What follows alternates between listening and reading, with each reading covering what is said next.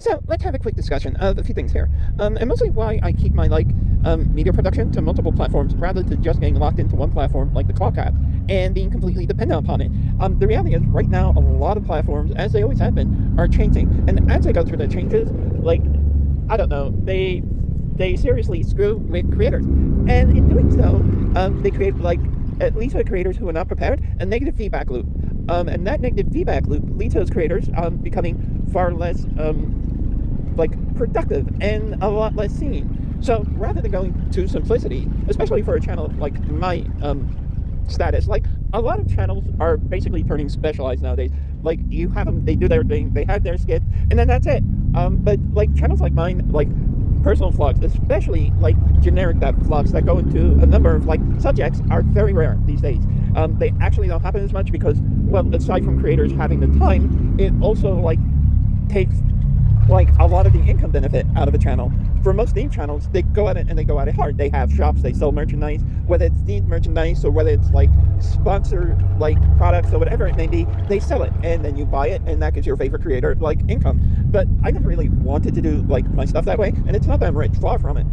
But I want to give a more honest, more untethered take on things, whether it's my feelings about politics or my feelings about technology, my review of certain products. I always wanted to give a more sincere, untethered take that's unimpacted by third parties, and that actually gives you, the viewer, a sincere, unedited, very real presentation of what's actually going on, whether that's my feelings of politics and how they've been validated through recent actions, my ideas about technology, including my experiences with it and how that's panned out and how certain products work and how the difficulties in navigating them, or just my transness or anything else. That sincere take is something I consider valuable in life. It's something I've always considered valuable from other people, because when people give me that, I feel I'm getting a more validated response, and that response, whether it's something I want to hear or not, actually prepares me more for the reality. But also, if it's a positive take for something, it also affirms me more and my decision, or it corrects me at least where mistaken, and that's important,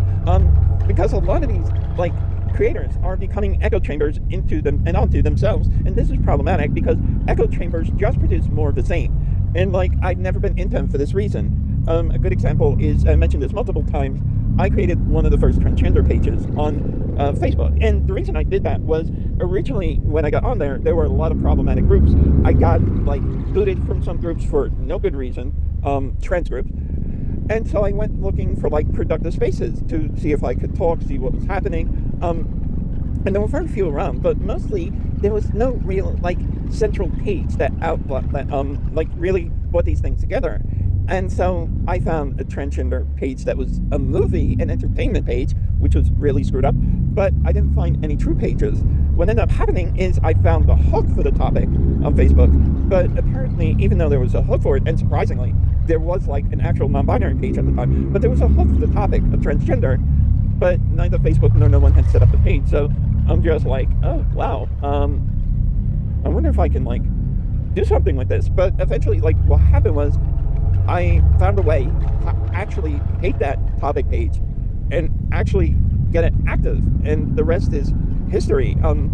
Of course, for the first few years of it, from I'd say 2012, 2011 forward, almost all of its social announcements were about the unalivings, both self-inflicted and inflicted by others, especially for trans women of color, and that was pretty really depressing. I think I ended up crying a lot of nights because of that. But the point is, it allowed me to open up a more authentic venue to share information about this. And while it's not the biggest transgender page on Facebook now, it definitely was one of the pages that got the ball rolling, and I am so proud to have been a part of it when it was at its highest height, because I invited there's a way you can invite people to be admins, sort of, without completely taking over the page. It's called an editor. And I just kept on inviting trans editors that would get on, that would manage it, that would publish articles, and especially inspirational articles that would come across then. And some of them even did their own writing for it. And I think that was pretty damn profound. So it's sort of I like that authenticity because it adds something, even if not everyone. Not even if it's everyone's cup of tea and they really love it, or they really don't get into it, or they even for some reason hate it. It's it's authentic, And at least for some people, that will be affirming and positive. And I think that's a good thing, all in all. Because I think when we have authentic interactions, whether it's tech, whether it's politics, whether it's being trans or gay or anything, it's like that authenticity moves things forward a lot. And it's true, some people are really like awful and they get canceled, or people just don't pay attention to them anymore, or they get like sort of scalded in like the public arena. But that's just a cost of authenticity. You risk like having those people in there, and those people, by being problematic, risk being like scolded and then like not listened to by anyone anymore. And I know the right loves to play this up as cancel culture, even though the reality is they're the original cancel culture people. Like seriously, that was how the whole conservative culture war was introduced under Ronald Reagan. Like it really isn't cancellation. If you say something a lot of people disagree with and they just decide not to listen to you, you haven't been canceled. Bad information has just been ignored, as it always should be. But yeah, I mean, aside from the problems, I think there's a lot of good. There's a lot of good people uplifted.